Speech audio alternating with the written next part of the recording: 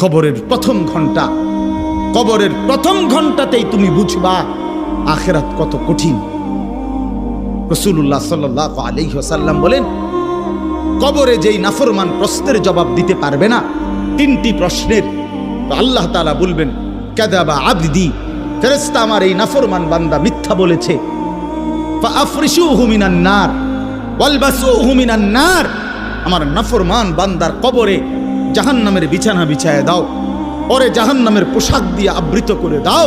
ওয়াফতাহু লাহু বাবান ইলান নার, জাহান্নাম বরাবর তার কবর থেকে দরজা খুলে দাও, কবর খুলে দাও।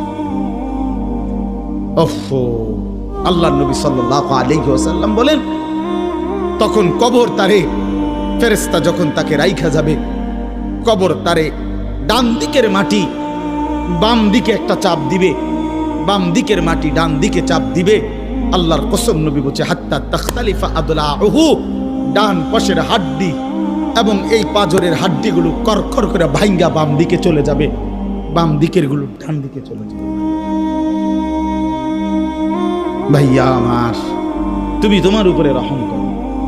বাপ আমার, আপনাদেরকে বলি, হারামের টাকা উপার্জন কইরা, সুদের টাকা, কিস্তির টাকা, ঘুষের টাকা, ওজনে কম দেওয়া টাকা, হারাম ব্যবসার টাকা, বাটপারি সিটারির টাকা দিয়া বংশ, ফ্যামিলি, স্ত্রী, সন্তানের জন্য রাইখা যাইয়েন না। ওরা আমনে বরবাদ করবে, আপনি নিজেও বরবাদ হইলেন।